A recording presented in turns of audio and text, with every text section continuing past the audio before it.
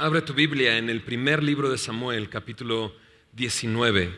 Estaremos viendo el final del capítulo 19 y el capítulo 20 en este día. Y quisiera comenzar con una oración, ¿les parece? Señor, gracias por ser tan fiel, tan bueno. Gracias por permitirnos el día de hoy estar delante de tu palabra y venir a ella, Señor. Queremos ser enseñados, redarguidos, corregidos e instruidos en justicia. Queremos ser hombres y mujeres de fe, hombres y mujeres tuyos, Señor, que están preparados para toda buena obra, Señor. Prepáranos en este día, Señor, a través de tu palabra, que es útil, Señor, y que es inspirada por ti, es tu aliento, Señor. Haz tu obra entre nosotros, te lo pedimos en el nombre de Jesús. Amén, amén. Hemos estado viendo el deterioro de Saúl.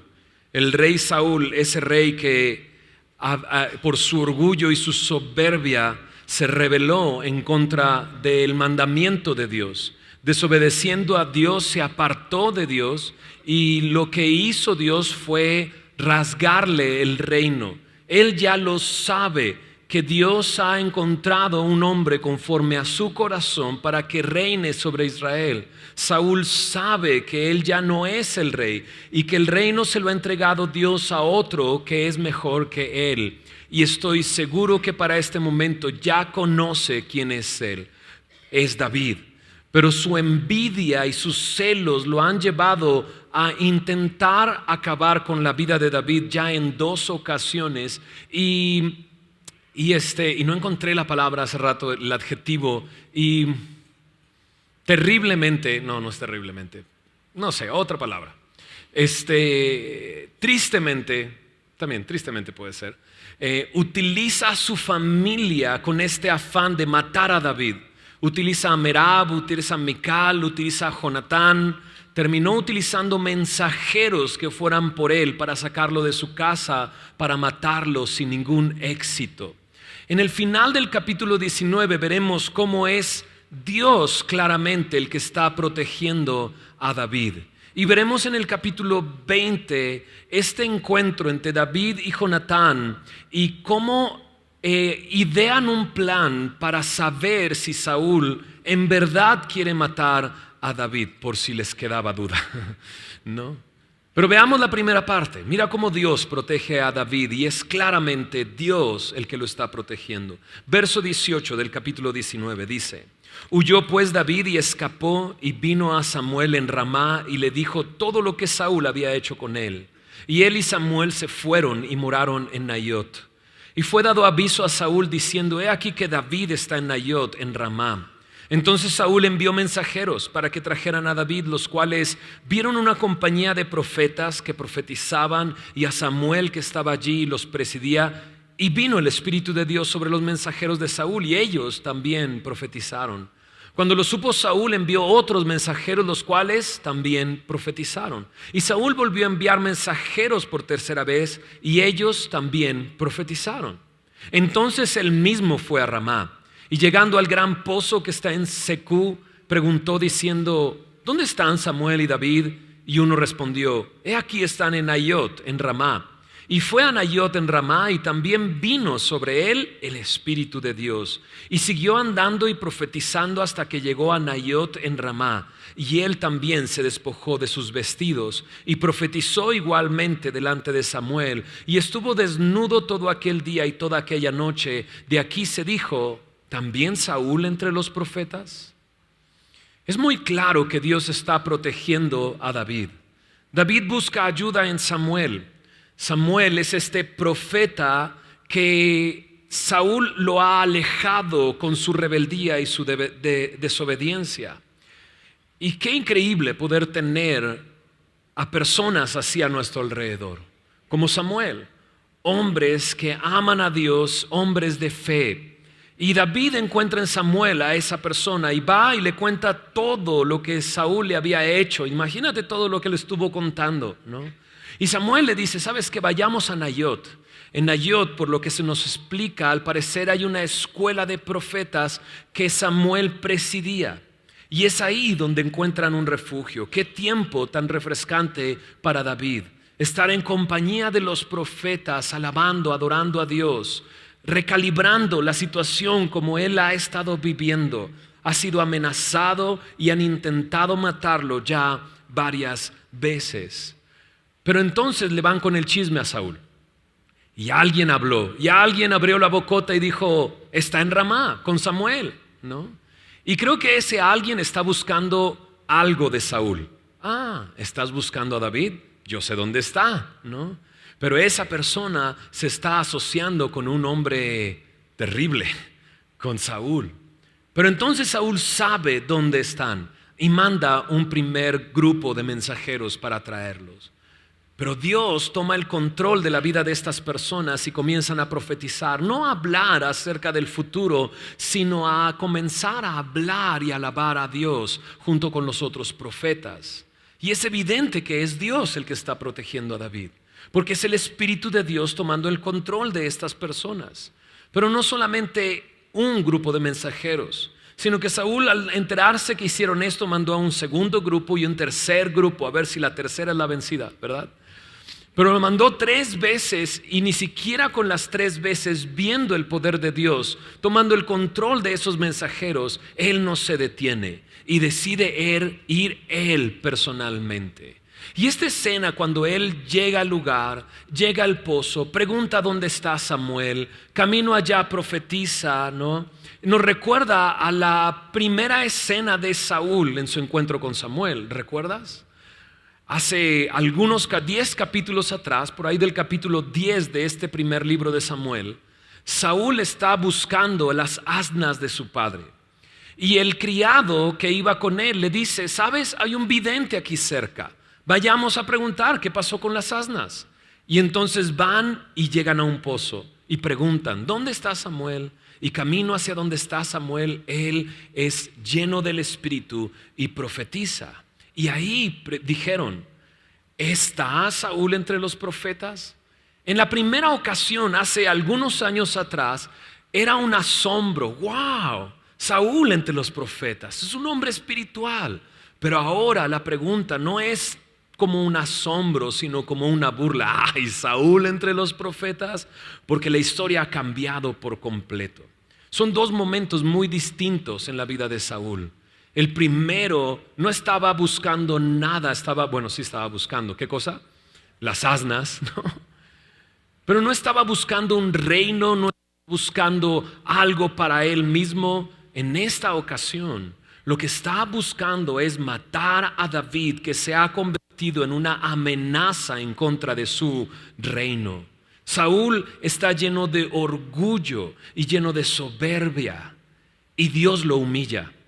En este segundo encuentro dice que se quitó la ropa y quedó desnudo, de esta manera humillándose.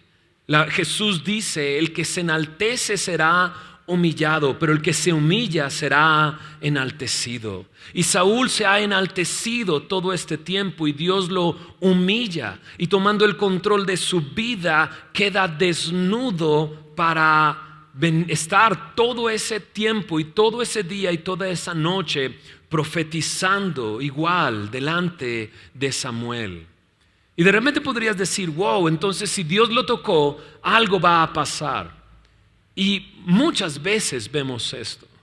Personas que tienen un encuentro con Dios, que Dios los toca, pero no hay un cambio en sus vidas.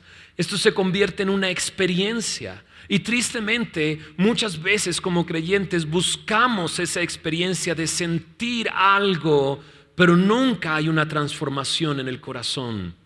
Y lo que Saúl está viviendo es eso. Una experiencia, el Espíritu Santo lo afecta, pero el poder del Espíritu Santo no lo transforma. Él no cede el control de su vida al Espíritu de Dios. Y lo que veo en esta porción es esto.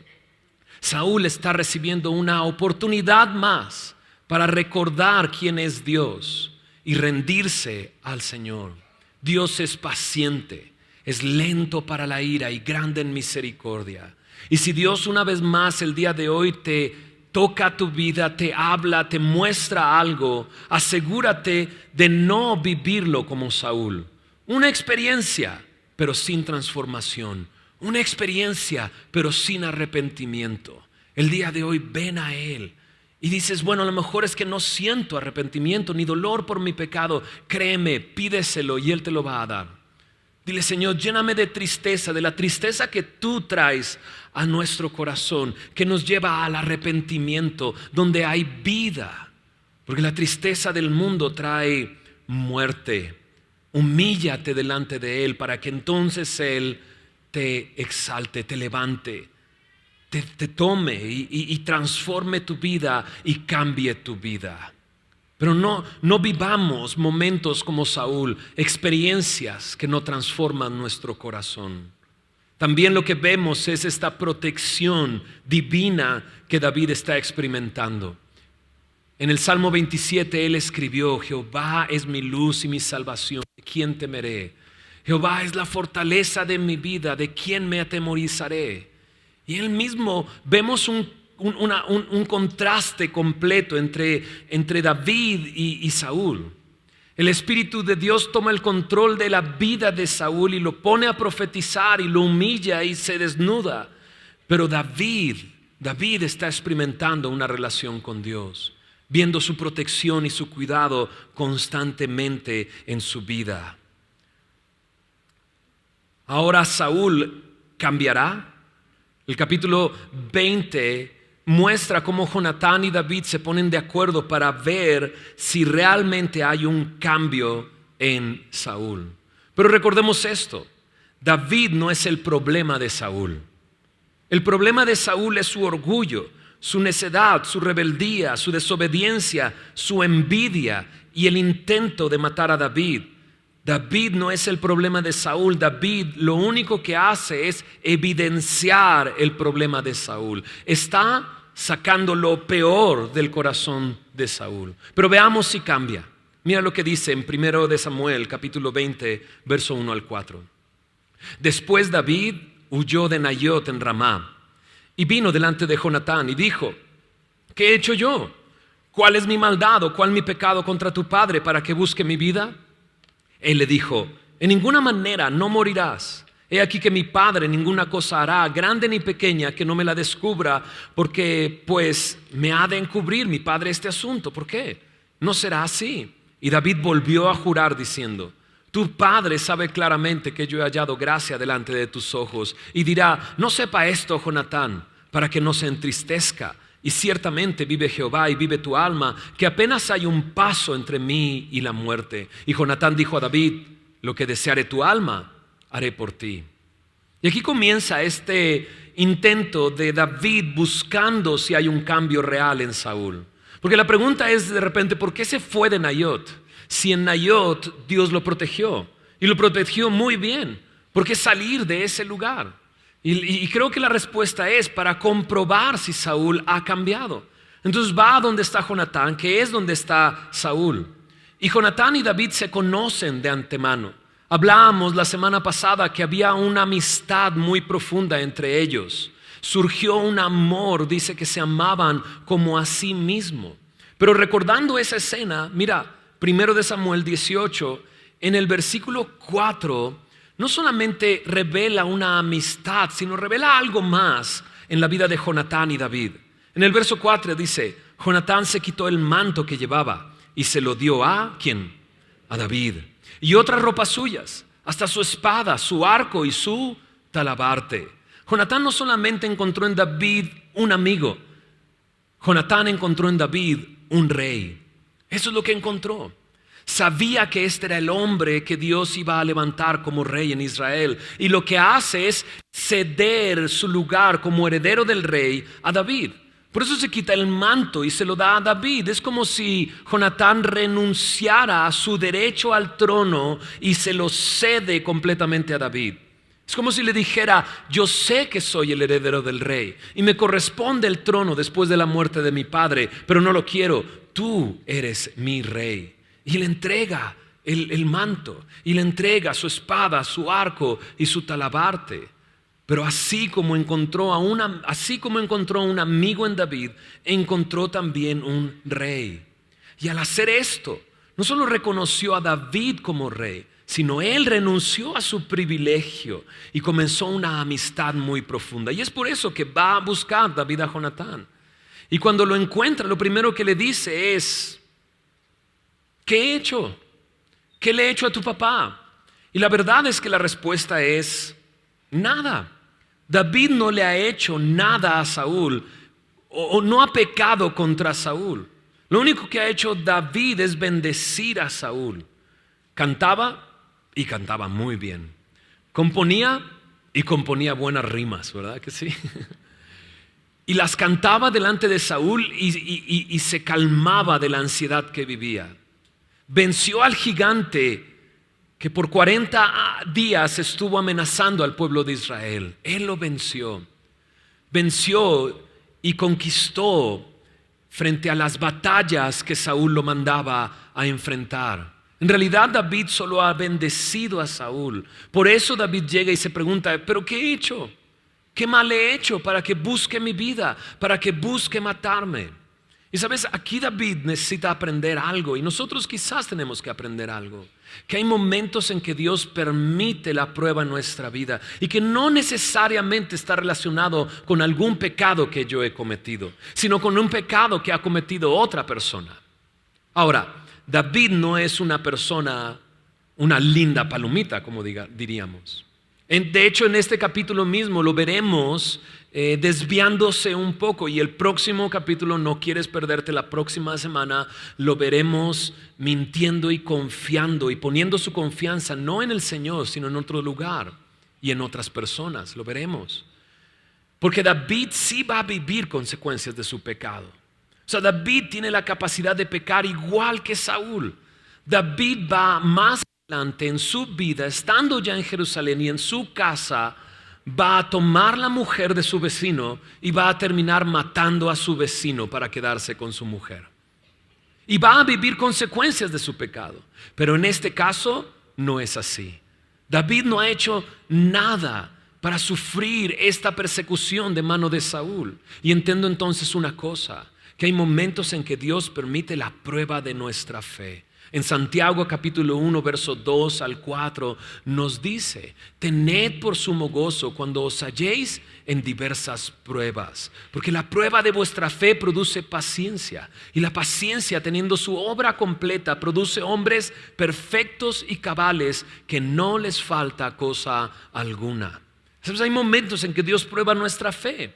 Y lo que está buscando es producir algo en nosotros. No solamente es Dios: ay, pues se me antoja molestarlo. No, no es así.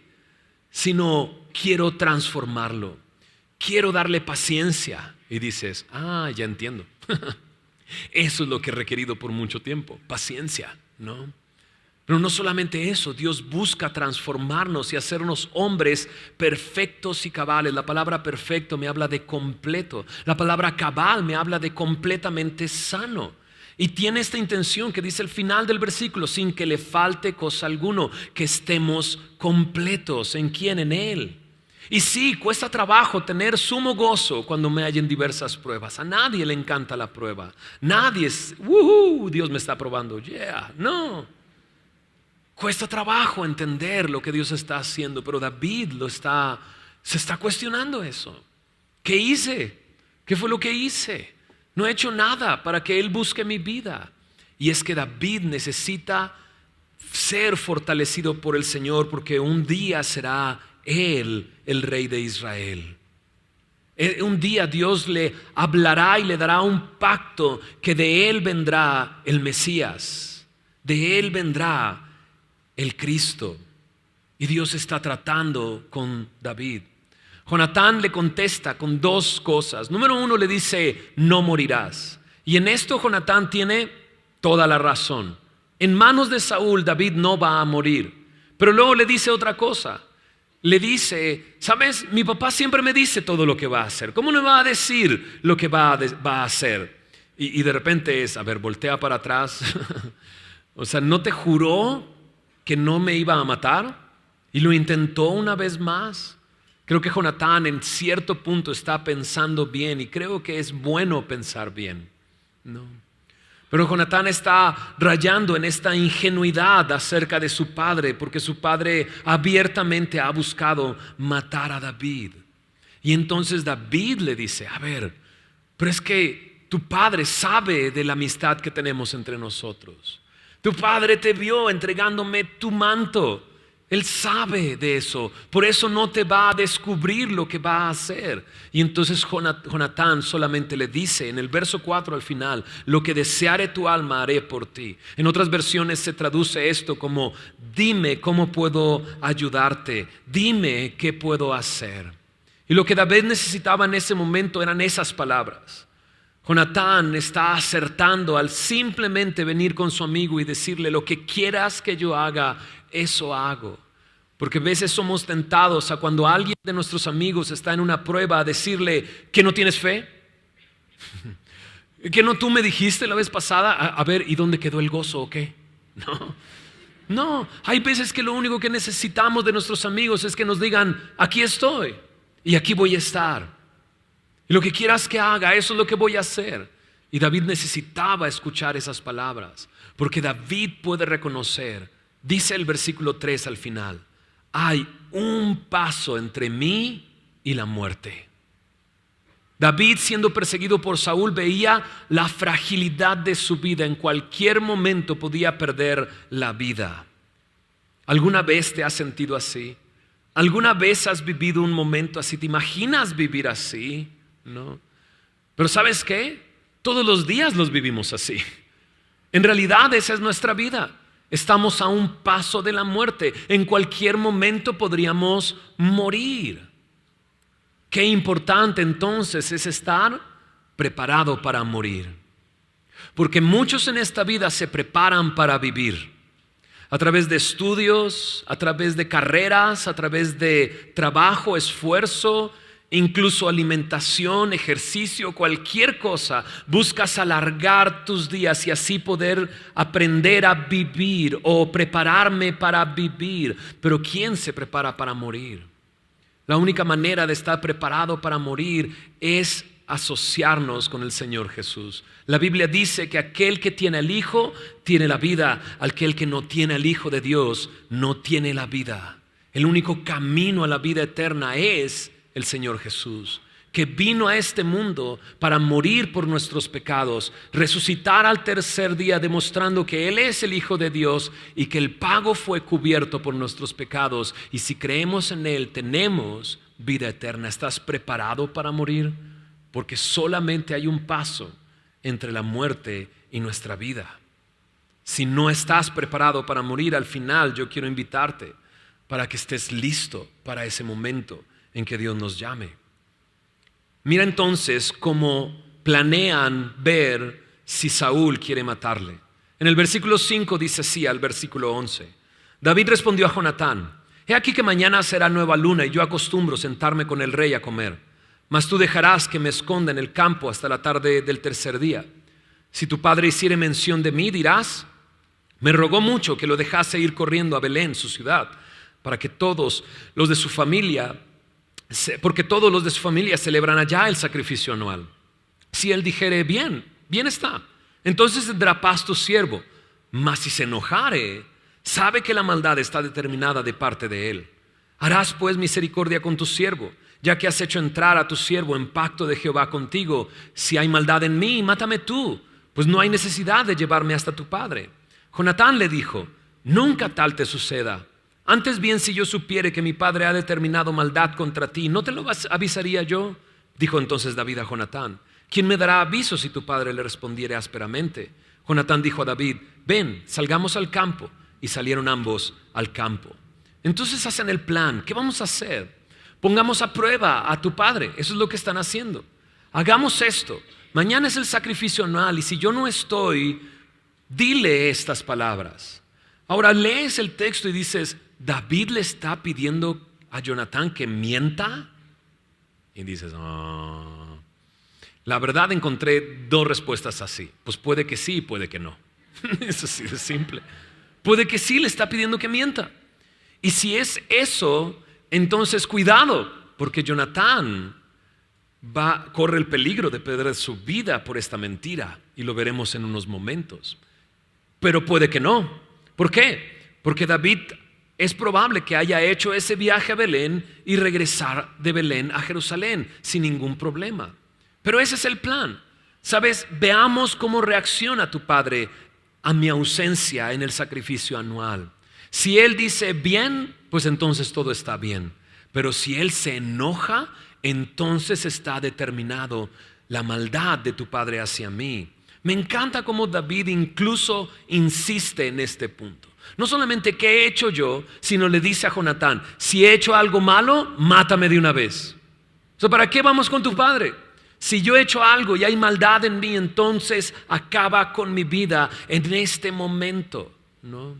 Y David lo que está haciendo no solamente es humillarse ante Jonatán, sino también está poniendo a prueba a Jonatán. Porque qué tal que Jonatán piensa igual que su padre. Pero Jonatán sigue firme en la elección que ha hecho de David como su rey. Y entonces al presentar este plan, ¿no? Al menos al decir esto es lo que vamos a hacer, bueno, veamos cómo se lleva a cabo. Mira lo que dice el verso 12. Entonces dijo Jonatán a David, Jehová Dios de Israel sea testigo, cuando le haya preguntado a mi padre mañana a esta hora o el día tercero, si resultare bien para con David, entonces enviaré a ti para hacértelo saber. Pero si mi padre intentare hacerte mal, Jehová haga así a Jonatán y aún le añada, si no te lo hiciere saber y te enviare para que te vayas en paz y esté Jehová contigo, como, ¿qué dice? Estuvo con mi padre, dice Jonatán.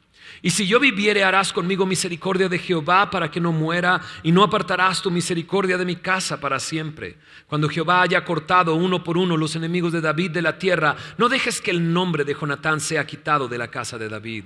Así hizo Jonatán pacto con la casa de David, diciendo, requiéralo Jehová de la mano de los enemigos de David. Y Jonatán hizo jurar a David otra vez, porque le amaba, pues le amaba como a sí mismo. Luego le dijo Jonatán, mañana es nueva luna y tú serás echado de menos, porque tu asiento estará vacío. Estarás pues 3 días y luego descenderás y vendrás al lugar donde estaba escondido el día que ocurrió esto mismo, y esperarás junto a la piedra de Esel. Y yo tiraré 3 saetas hacia aquel lado, como ejercitándome al blanco. Luego enviaré al criado diciéndole, ve, busca las saetas. Si dijera el criado, he allí las saetas más acá de ti, tómalas, tú vendrás, porque paz tienes y nada malo hay, vive Jehová. Mas si yo dijera al muchacho así, he allí las saetas más allá de ti, vete, porque Jehová te ha enviado.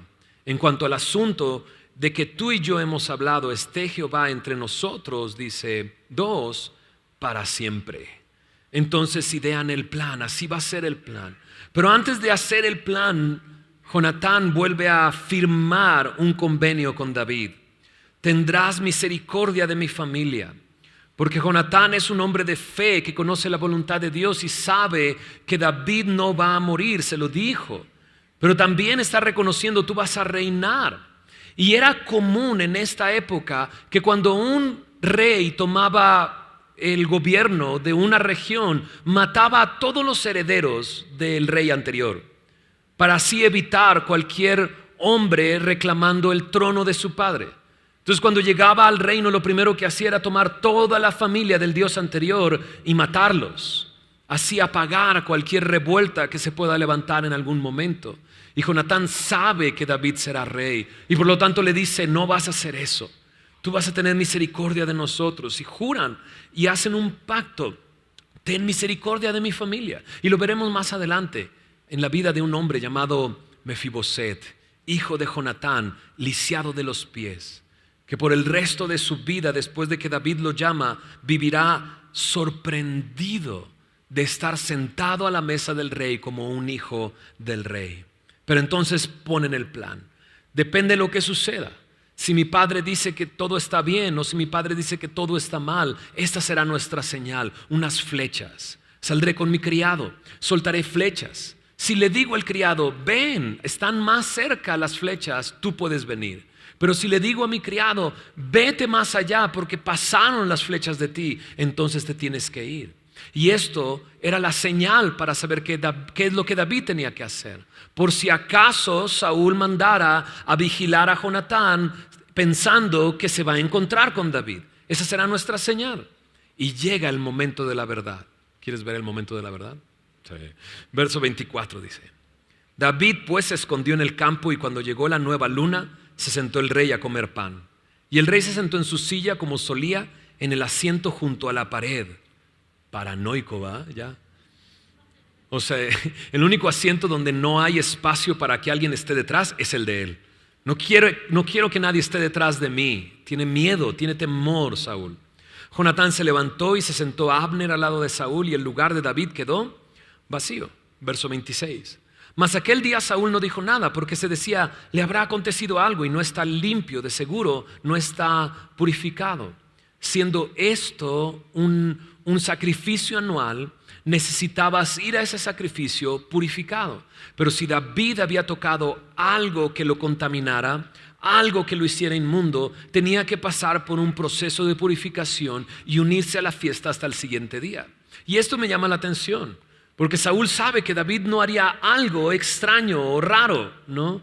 Entonces el testimonio que tiene David es, si no vino, es porque se está purificando.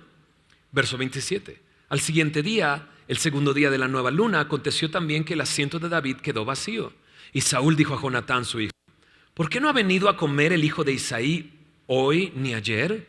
Y Jonatán respondió a Saúl, David me pidió encarecidamente que le dejase ir a Belén, diciendo, te ruego que me dejes ir, porque nuestra familia celebra sacrificio en la ciudad. Mi hermano me lo ha mandado, por tanto, si he hallado gracia en tus ojos, permíteme ir ahora para visitar a mis hermanos. Por esto, pues, no ha venido a la mesa del rey. Entonces se encendió la ira de Saúl contra Jonatán y le dijo, hijo de la perversa y rebelde, ¿acaso no sé yo que tú has elegido al hijo de Isaí para confusión tuya y para confusión de la vergüenza de tu madre?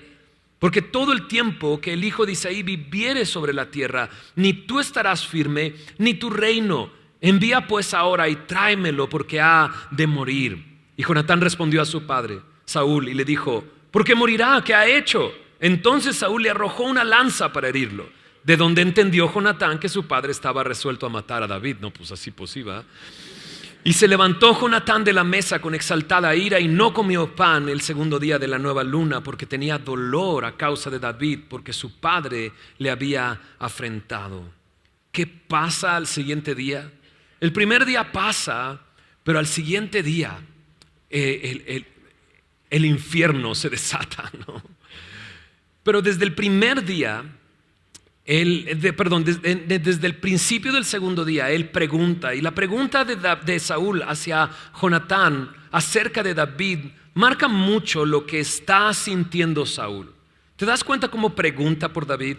¿Por qué no ha venido a comer el hijo de Isaí hoy ni ayer? David es el yerno de Saúl. ¿Por qué no pregunta, hey, ¿por qué no vino a comer mi yerno, mi querido y amado yerno? No. ¿Por qué no vino David, el que ha triunfado sobre los ejércitos de nuestros enemigos? No. Ni siquiera pregunta, ¿por qué no ha venido David, mi cantante favorito? No. No, le dice, ¿por qué no ha venido el hijo de Isaí? Parece que ya ni siquiera puede pronunciar su nombre. Y es que el corazón de Saúl se empieza a revelar en esta escena, a mostrar lo que realmente hay en su corazón. Y muchas veces nos pasa así. ¿Te has enojado con alguien? Que de repente estás enojado y estás hablando de él y dices, bueno, este fulano, y el con el que estás hablando te dice, ese fulano tiene nombre y es tu amigo, ¿no? ¿O qué? ¿No? Y así está Saúl. El hijo de Isaí, ¿por qué no vino? Y entonces Jonatán empieza a hablar y a darle la razón. Bueno, es que él me pidió y me dijo, y bueno, su familia y su hermano, por tanto me dijo, pues me dejas ir, ¿no? Pero todos los papás saben cuando los hijos están mintiendo. y Saúl sabe, y entonces enfrenta a su propio hijo, lo llama hijo de la perversa y rebelde, ¿no? Y dices, órale, ¿no? ¿Qué onda? Porque no estás ofendiendo nada más a tu hijo, estás ofendiendo a pues a tu esposa también. Le está diciendo a su esposa perversa y rebelde. Y estas dos palabras podrían hacer referencia a una prostituta. Hijo de la perversa y rebelde. Y se expresa de esa manera, ¿no? Dice, ¿acaso no sé yo que tú has elegido al hijo de Isaí para confusión tuya? El problema de Saúl con su hijo es que ha elegido a David por encima de él. Ese es el problema. Lo elegiste a Él y no me elegiste a mí. Y al elegirlo a Él, Saúl sabe que lo ha elegido como rey, no solamente como amigo, sino como rey. Y lo que está haciendo Jonatán lo tiene muy claro Saúl. Has renunciado a tu herencia al trono. Entonces, si no eres el heredero del trono, entonces no eres mi hijo. Y si no eres mi hijo, entonces eres hijo de alguien más, eres un bastardo y seguro tu mamá se acostó con alguien más. Eso es lo que está diciéndole. Y dices, órale, sí trae mucho en el corazón Saúl, ¿no? ¡Qué fuerte! Lucas 6:45 dice, de la abundancia del corazón habla la boca. O sea, ¿te fijaste cómo le dijo, cómo describió a su esposa? Perversa y rebelde. Podríamos voltear a ver a Saúl y decirle, mira quién habla. No, él es el que ha sido perverso, él es el que ha sido rebelde. Pero entonces está brotando por su boca lo que hay dentro de su corazón. ¿Y qué había en su corazón? Homicidio, muerte, odio, rencor. No hay afecto natural. No cuida el corazón de su propio hijo. O sea, si David no había hecho nada, Jonatán tampoco había hecho nada. Y lo está llamando de esa manera. Un pastor llamado John Corson pone una imagen para describir este momento.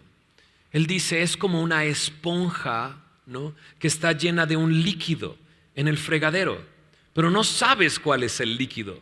La única manera de saber que el líquido está conteniendo esa esponja es exprimirlo.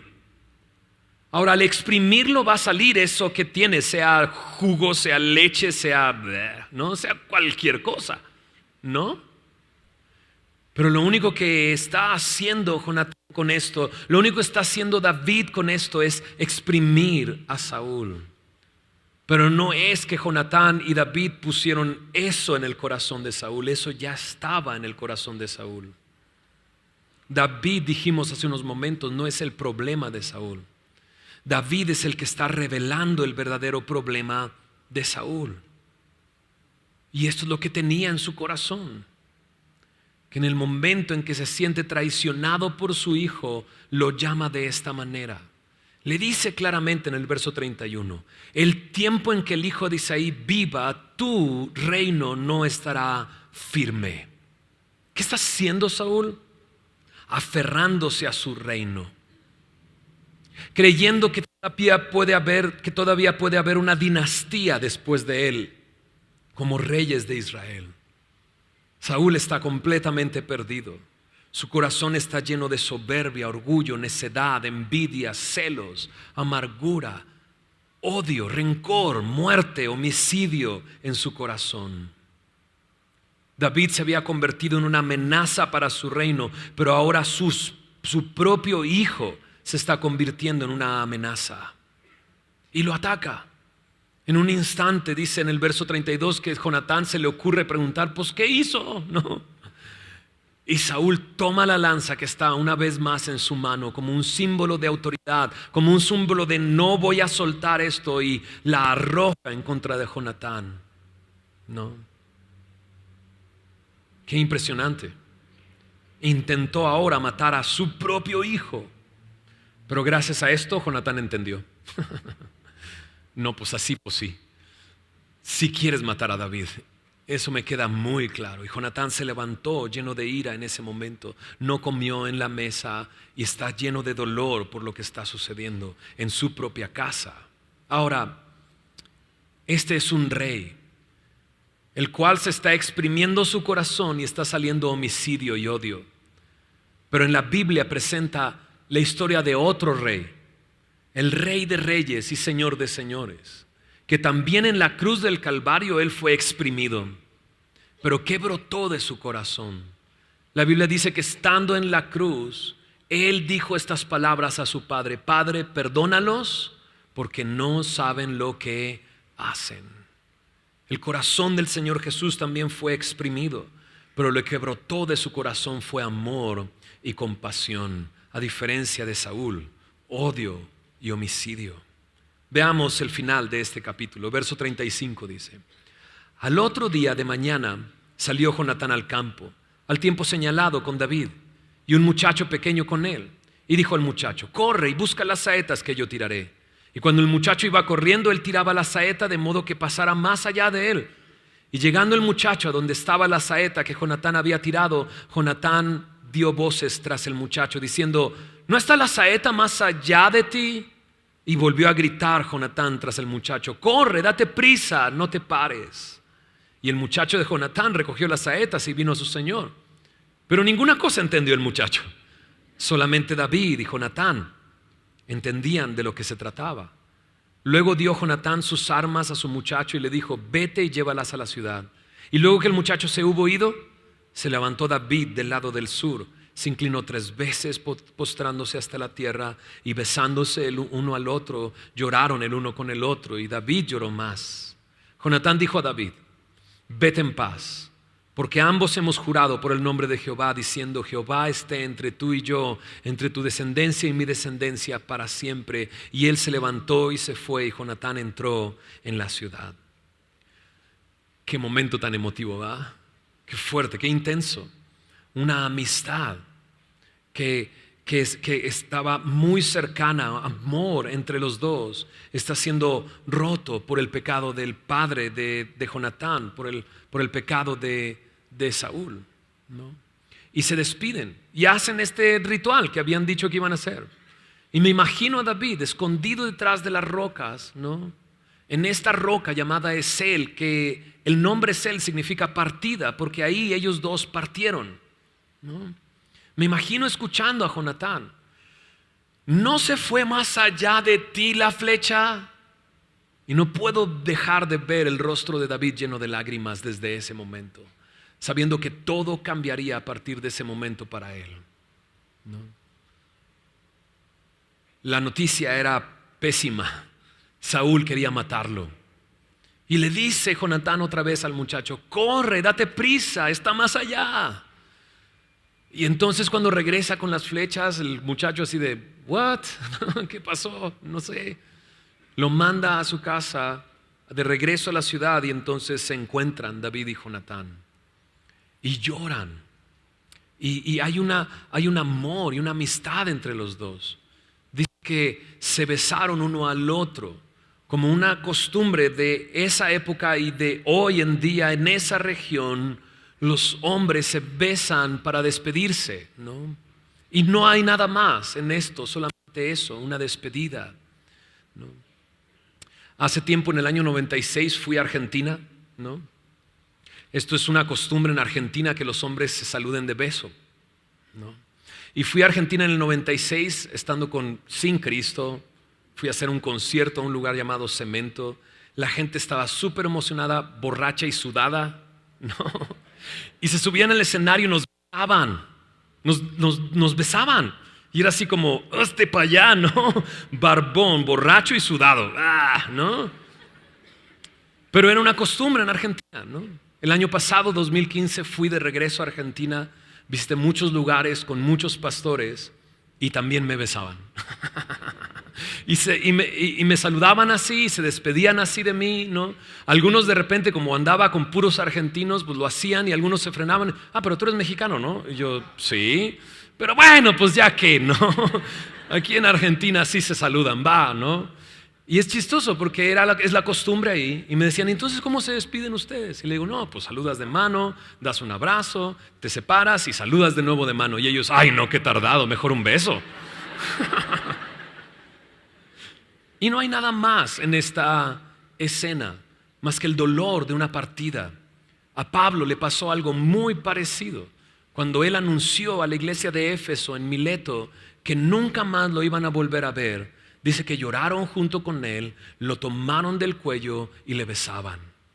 Y son 2 amigos que están siendo separados por el pecado del padre de Jonatán, del rey Saúl. Le dice al final: vete en paz. Jonatán sabe a quién ha elegido.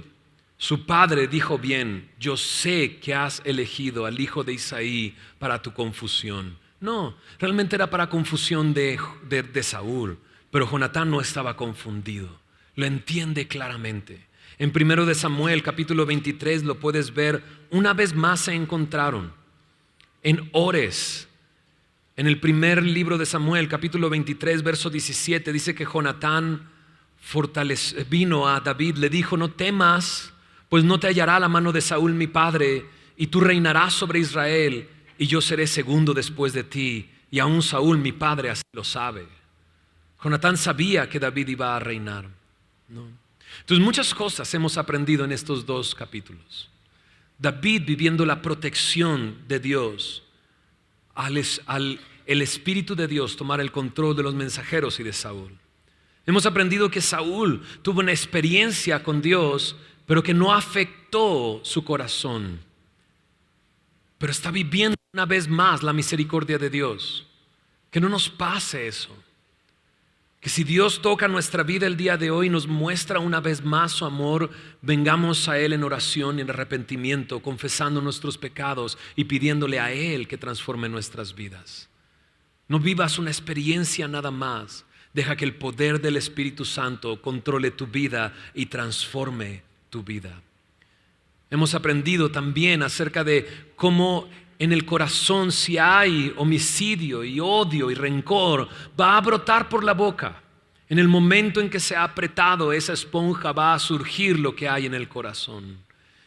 Y quizás si has hablado de esta manera, si le has dicho a alguien de esta manera, si has explotado de esa manera, quizás es momento de venir al Señor también y decirle: Señor, cambia mi corazón.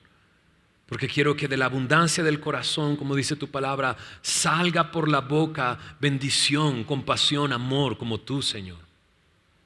También vimos que hay un paso entre la vida y la muerte y que es necesario estar preparado para morir. Pero para terminar esta porción de la palabra, quisiera ver un contraste entre Saúl y Jonatán. Porque ambos tomaron una elección. Saúl le dijo a Jonatán: ¿tú elegiste a quién? A David. Y el dolor en el corazón de Saúl es que no lo eligió a él. No eligió el reino que él tenía, sino eligió a David como rey. Y así hay un gran contraste. Saúl está aferrado a su trono. Todavía piensa que su dinastía podría continuar en el trono. Pero Jonatán cedió su trono. Se quitó del trono para dejar lugar a David como rey. Saúl perdió la bendición de tener a David a su lado, pero Jonatán ganó una amistad al asociarse con David, una amistad que va a perdurar incluso en sus hijos. En Mefiboset será receptor del amor de David años después. Saúl no hay otro lugar a donde se dirija sino a la muerte. El aferrarse a esto, a su rebeldía, a su pecado, lo único a donde lo está dirigiendo es a la muerte. Pero Jonatán, a una seguridad, no solamente eligió a un amigo, eligió a un rey. Eso es lo que hizo, eligió a un rey. Y asegura la misericordia para su familia en el futuro. Ahora, Jonatán se metió en problemas al elegir a David con su padre. Pero Jonatán seguirá al lado de su padre. Peleará batallas al lado de su padre y morirá al lado de su padre. Jonatán es un buen hijo, que su elección por David lo lleva a ser un buen hijo frente a su padre Jonatán. Ahora, ¿qué quiere decir con esto? Quiero decir esto: David no es, en la Biblia, es un tipo de Jesús. Y nosotros también podemos elegir aferrarnos a nuestra propia vida y a nuestro trono. Dejar que el orgullo y la soberbia de nuestro corazón no nos permita ceder el trono, sino aferrarnos a Él pensando que eso es lo que nos salvará, y no es así. El único camino de un corazón lleno de soberbia y de orgullo es la muerte. No hay otro camino. Porque me aferro a mi pecado, me aferro a yo ser el centro del universo. Yo en el trono. Pero algunos de nosotros tomamos una elección. Decidimos ceder el trono, pararnos del trono, reconocer nuestro orgullo y nuestra soberbia, nuestro pecado, y reconocer en Cristo a nuestro Rey. Reconocer en Cristo al Señor que hizo los cielos y la tierra, que venció al pecado y venció a la muerte para darnos vida a nosotros. Y tomamos esa elección. Dejamos el trono, nos paramos para tomar nuestro lugar a los pies de ese trono y adorar a nuestro Señor Jesús, dejando a Él gobernar nuestra vida, dejando en Él nuestra vida. ¿Y sabes qué ganamos al hacer esto? Ganamos la vida eterna. No solamente elegimos a un rey, obtuvimos una amistad con Dios por la eternidad, que traspasa la muerte y esta vida hacia la vida eterna. Y eso puede suceder el día de hoy en tu vida. A lo mejor si tú ya has tomado esa elección, Dios te ha hablado de otra manera en la palabra el día de hoy, toma la palabra y hazla tuya y ven al Señor. Y si es necesario arrepentirse, arrepiéntete y ven a Él. Pero si el día de hoy no has tomado una elección, no has dicho yo quiero que Jesús sea mi Rey, o a lo mejor estás diciendo me estoy dando cuenta que yo soy el Rey, me ha aferrado a mi vida y me ha aferrado a mi reino. Bueno, el día de hoy todo eso puede cambiar si recibes de Dios su gracia y el regalo de la fe. Porque el día de hoy Dios puede hacer eso. Lo que es imposible para el hombre es posible para Dios. Y Dios puede mostrarse su gracia. La palabra dice que Dios nos amó y envió a su Hijo Jesús a morir en la cruz por nuestros pecados, para tomar nuestro lugar.